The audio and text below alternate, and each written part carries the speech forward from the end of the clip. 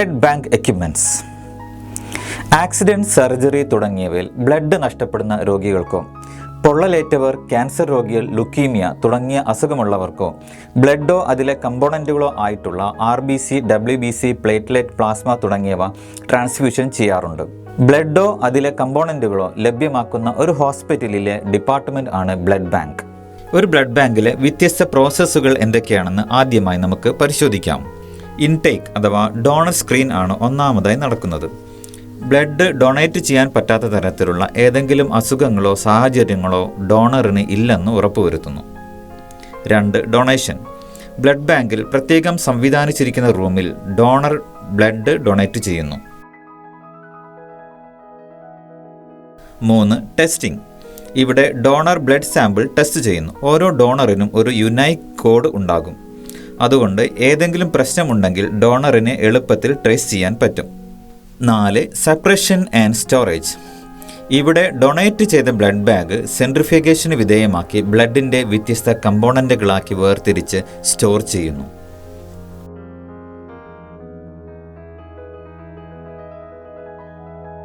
5. Distribution to hospital or patient. ഇവിടെ blood നഷ്ടപ്പെട്ട രോഗികൾ, ക്യാൻസർ പേഷ്യൻ്റ്, ബേൺ വിക്ടിംസ് തുടങ്ങിയവർക്ക് ആവശ്യമായ ബ്ലഡ് കമ്പോണൻറ്റുകൾ ട്രാൻസ്ഫ്യൂസ് ചെയ്യുന്നു.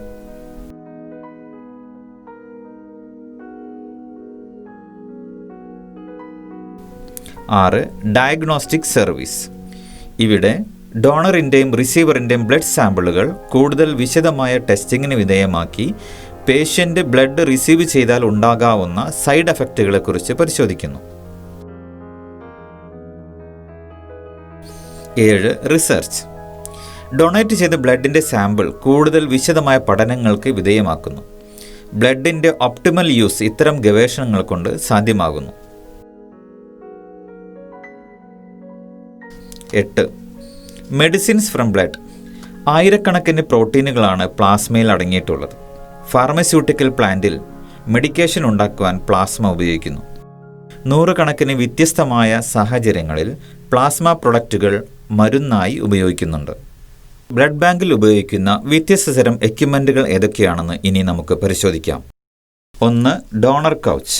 ബ്ലഡ് ബാങ്കിലും ബ്ലഡ് ഡൊണേഷൻ ക്യാമ്പിലും ബ്ലഡ് ഡൊണേറ്റ് ചെയ്യുന്നതിന് വേണ്ടി ക്രമീകരിച്ചിരിക്കുന്ന പ്രത്യേക തരം ഡോണർ ചെയറാണ് ഡോണർ കൗച്ച്. ഡോണറിന് ഏറ്റവും കംഫർട്ടബിളും സേഫ് ആയും ബ്ലഡ് ഡൊണേറ്റ് ചെയ്യാൻ ഇതിലൂടെ സാധിക്കും. ഇതിൻ്റെ ഹെഡ് സെക്ഷനും ഫുഡ് സെക്ഷനും റിമോട്ട് വഴി ഉയർത്താനും താഴ്ത്താനും സാധിക്കും. ഇതുവഴി ഡോണറിന് സംഭവിക്കാവുന്ന വാസോവാഗൽ റിയാക്ഷൻ അഥവാ ബ്ലഡ് ശരീരത്തിൽ നിന്നും പോകുന്നത് മൂലമുണ്ടാകാവുന്ന തലകറക്കം, മറ്റു ശാരീരിക അസ്വസ്ഥതകൾ എന്നിവ ഇല്ലായ്മ ചെയ്യാൻ കഴിയും. Blood bag. ബ്ലഡ് ബാങ്കിൽ ബ്ലഡ് ഡൊണേറ്റ് ചെയ്യുന്നത് ബ്ലഡ് ബാഗിലാണ്. 350 ml, 450 ml എന്നീ 2 തരത്തിലുള്ള പ്രൈമറി ബാഗുകളിലാണ് ബ്ലഡ് കളക്ട് ചെയ്യുന്നത്. സെൻട്രിഫ്യൂജ് ചെയ്ത ഹോൾ ബ്ലഡിനെ കമ്പോണൻറ്റുകളാക്കി സെപ്പറേറ്റ് ചെയ്യാൻ വ്യത്യസ്ത തരം ബ്ലഡ് ബാഗ് കോമ്പിനേഷനുകൾ ഉപയോഗിക്കുന്നു.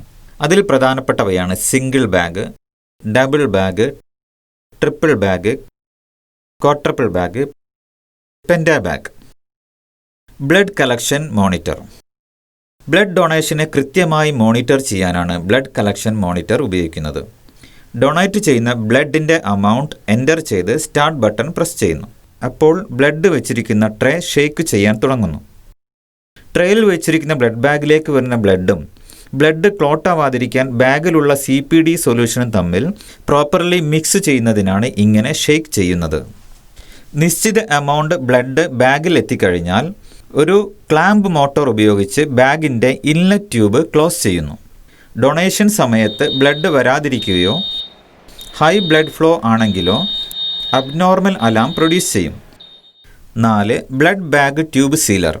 ബ്ലഡ് കളക്ട് ചെയ്ത ബാഗിൽ നിന്ന് ബ്ലഡ് സ്പില്ലേജ് ഒഴിവാക്കാനും ഇൻഫെക്ഷൻ അല്ലെങ്കിൽ കണ്ടാമിനേഷൻ വരാതിരിക്കാനുമായി ബ്ലഡ് ബാഗിൻ്റെ ഇൻലെറ്റ് ട്യൂബ് സീൽ ചെയ്യേണ്ടതുണ്ട്.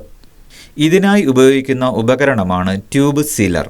ചൂട് കാരണം ബ്ലഡ് സെല്ലിൽ ഹീമോലൈസിസ് ഉണ്ടാവാൻ സാധ്യതയുണ്ട്. അതുകൊണ്ട് റേഡിയോ ഫ്രീക്വൻസി ഉപയോഗിച്ച് ട്യൂബിനെ മാത്രം ചൂടാക്കി മെൽറ്റ് ചെയ്താണ് ട്യൂബ് സീലിംഗ് സാധ്യമാക്കുന്നത്. Blood bank refrigerator.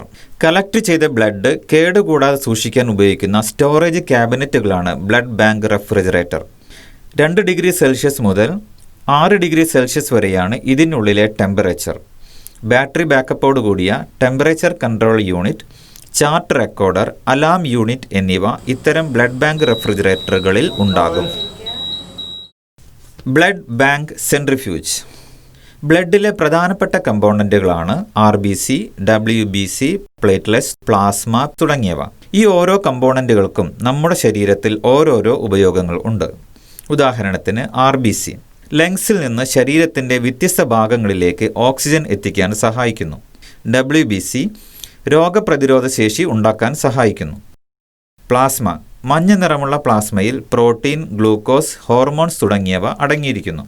പ്ലേറ്റ്ലെറ്റ് ചെറിയ ഡിസ്ക് ഷേപ്പിലുള്ള പ്ലേറ്റ്ലെറ്റുകൾ ബ്ലഡ് ക്ലോട്ടിങ്ങിന് സഹായിക്കുന്നു. ബ്ലഡിലെ ഇത്തരം കമ്പോണൻറ്റുകളെ വേർതിരിക്കാനാണ് ബ്ലഡ് ബാങ്ക് സെൻട്രിഫ്യൂജുകൾ ഉപയോഗിക്കുന്നത്. ട്യൂബ്, ബോട്ടിൽ, ബ്ലഡ് ബാഗ് എന്നിവയിൽ ബ്ലഡ് സെൻട്രിഫ്യൂജ് ചെയ്യാവുന്നതാണ്. റെഫ്രിജറേറ്റഡ് സെൻട്രിഫ്യൂജുകളാണ് സാധാരണ ബ്ലഡ് ബാങ്കിൽ ഉപയോഗിക്കുന്നത്. Deep freezer. സെൻട്രിഫ്യൂജ് ഉപയോഗിച്ച് വേർതിരിച്ച പ്ലാസ്മ, RBC, ക്രയോപ്രസിപിറ്റേറ്റ്, പ്ലേറ്റ്ലെറ്റ് കോൺസെൻട്രേറ്റ് തുടങ്ങിയവ ദീർഘകാലത്തേക്ക് സ്റ്റോർ ചെയ്യാനാണ് ഡീപ് ഫ്രീസർ ഉപയോഗിക്കുന്നത്. സാധാരണയായി -40°C, -80°C എന്നീ 2 ടെമ്പറേച്ചറുകളിലാണ് ഡീപ് ഫ്രീസർ ഉപയോഗിക്കുന്നത്. Temperature control unit, temperature recorder unit, വിവിധ അലാമുകൾ എന്നിവ ഡീപ് ഫ്രീസറിൽ ടെമ്പറേച്ചർ റെഗുലേറ്റ് ചെയ്തു നിർത്താൻ സഹായിക്കുന്നു. അഫെറസിസ് മെഷീൻ. ബ്ലഡ് ഡൊണേറ്റ് ചെയ്യുന്ന സമയത്ത് തന്നെ അതിൻ്റെ കമ്പോണൻറ്റുകളായി വേർതിരിക്കുന്ന ഉപകരണമാണ് അഫെറസിസ് മെഷീൻ. കലക്ട് ചെയ്യുന്ന ബ്ലഡ് അപ്പോൾ തന്നെ ഒരു സെൻട്രിഫ്യൂജിലൂടെ കടത്തിവിട്ടാണ് ഇത് സാധ്യമാക്കുന്നത്. ഈ പ്രോസസ്സ് നിരന്തരം മോണിറ്റർ ചെയ്യപ്പെടുകയും ആവശ്യമായ സമയത്ത് അലാം സിസ്റ്റം ഓപ്പറേറ്റ് ചെയ്യുകയും ചെയ്യുന്നു. ആവശ്യമായ ബ്ലഡ് കമ്പോണൻറ്റുകൾ വിവിധ ബാഗുകളിൽ കലക്ട് ചെയ്യുകയും മറ്റുള്ളവ ഡോണറിൻ്റെ ശരീരത്തിലേക്ക് തിരികെ നൽകുകയും ചെയ്യുന്നു. Platelet agitator and incubator. ബ്ലഡിലെ പ്ലേറ്റ്ലെറ്റ് കമ്പോണൻറ്റിനെ കേടുകൂടാതെ സ്റ്റോർ ചെയ്യാൻ ഉപയോഗിക്കുന്ന ഉപകരണമാണ് പ്ലേറ്റ്ലെറ്റ് അജിറ്റേറ്റർ ആൻഡ് ഇൻക്യുബേറ്റർ. ഒരു മിനിറ്റിൽ 65 cycles side to side movement ആണ് പ്ലേറ്റ്ലെറ്റ് അജിറ്റേറ്ററിന് ഉണ്ടാവുക. 22°C ഈ ഒരു പ്രോസസ്സ് നടക്കേണ്ടത്. അതിനാൽ പ്ലേറ്റ്ലെറ്റ് അജിറ്റേറ്റർ സാധാരണയായി 22°C ടെമ്പറേച്ചർ കീപ്പ് ചെയ്യുന്ന ഒരു ഇൻക്യുബേറ്ററിനുള്ളിലാണ് പ്രവർത്തിക്കുന്നത്. 24, 48, 96 ബാഗ് കപ്പാസിറ്റിയുള്ള പ്ലേറ്റ്ലെറ്റ് അജിറ്റേറ്ററുകളാണ് നിലവിലുള്ളത്. Temperature controller, recorder, alarm unit എന്നിവ ഈ ഉപകരണത്തിൻ്റെ ഭാഗമാണ്. Plasma expresser. സെൻട്രിഫ്യൂജ് ചെയ്ത ബ്ലഡ് ബാഗിലെ പ്ലാസ്മ മറ്റൊരു ബാഗിലേക്ക് മാറ്റുന്നതിനാണ് പ്ലാസ്മ എക്സ്പ്രസർ ഉപയോഗിക്കുന്നത്. പ്ലാസ്മ എക്സ്പ്രസർ 2 തരത്തിലുണ്ട്. ഒന്ന് manual plasma expresser, 2 automatic plasma expresser. വീഡിയോയിൽ കാണുന്ന പോലെ പ്ലേറ്റ് ലിവർ ആദ്യമായി ലോക്ക് ചെയ്യുക. തുടർന്ന് സെൻട്രിഫ്യൂജ് ചെയ്ത ബാഗ് പ്ലേറ്റിനിടയിൽ വെക്കുക. ശേഷം ലിവർ പതുക്കെ റിലീസ് ചെയ്യുക. പ്ലേറ്റിലെ ഹൈ പ്രഷർ കാരണം ബാഗിലെ പ്ലാസ്മ ട്യൂബിലൂടെ പ്ലാസ്മ ബാഗിലേക്ക് കലക്ട് ചെയ്യും. മാനുവൽ പ്ലാസ്മ എക്സ്പ്രസർ ആണെങ്കിൽ RBC എത്തിയോ എന്ന് ഓപ്പറേറ്റർ നോക്കി മനസ്സിലാക്കണം.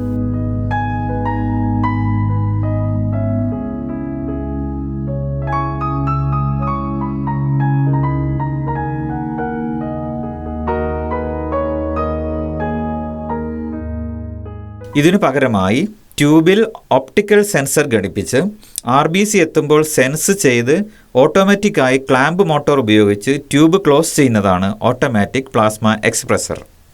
Automatic blood component extractor. Centrifuge ചെയ്ത ബ്ലഡ് ബാഗിൽ നിന്നും ബ്ലഡ് കമ്പോണൻറ്റുകളെ ഓട്ടോമാറ്റിക്കായി വേർതിരിച്ച് വ്യത്യസ്ത ബാഗുകളിലേക്ക് മാറ്റുകയും സീൽ ചെയ്യുകയും ചെയ്യുന്ന ഉപകരണമാണ് ഓട്ടോമാറ്റിക് ബ്ലഡ് കമ്പോണൻറ്റ് എക്സ്ട്രാക്ടർ. ട്യൂബിലൂടെയുള്ള കമ്പോണൻറ്റ് ഫ്ലോ അറിയുന്നതിനും എത്രമാത്രം കമ്പോണൻറ്റുകൾ ബാഗുകളിലേക്ക് കലക്ട് ചെയ്യുന്നു എന്നും അറിയാൻ ഫ്ലോ സെൻസറുകളും വെയിങ് സെൻസറുകളും ഉപയോഗിക്കുന്നു.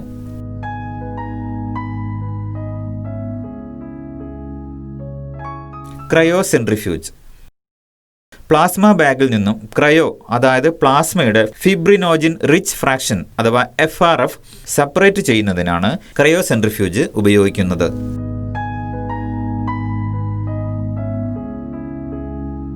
ക്രയോബാത്ത് -80 അല്ലെങ്കിൽ -40 ഡീപ് ഫ്രീസറിൽ സ്റ്റോർ ചെയ്ത ഫ്രഷ് ഫ്രോസൺ പ്ലാസ്മയെ പെട്ടെന്ന് നോർമൽ ബോഡി ടെമ്പറേച്ചറിലേക്ക് കൊണ്ടുവന്നാൽ സെൽ ബ്രേക്കേജ് ഉണ്ടാകും. ഇത് ഒഴിവാക്കാനാണ് ക്രയോബാത്ത് ഉപയോഗിക്കുന്നത്. ക്രയോബാത്തിൽ ഫോഴ്സ്ഡ് വാട്ടർ സർക്കുലേഷൻ ഉപയോഗിച്ചുകൊണ്ട് -80 അല്ലെങ്കിൽ -40 ഉള്ള ഫ്രഷ് ഫ്രോസൺ പ്ലാസ്മയുടെ ടെമ്പറേച്ചറിനെ കണ്ടിന്യൂസ് ആയി കൂട്ടി 37 എത്തിക്കുന്നു. ബോഡി ടെമ്പറേച്ചറിൽ എത്തിച്ചതിന് ശേഷമാണ് പേഷ്യൻറ്റിലേക്ക് ഇവ ട്രാൻസ്ഫർ ചെയ്യുന്നത്. Temperature monitor, recorder, alarm unit എന്നിവ ക്രയോബാത്തിൻ്റെ ഭാഗമായി ഉണ്ടാകും.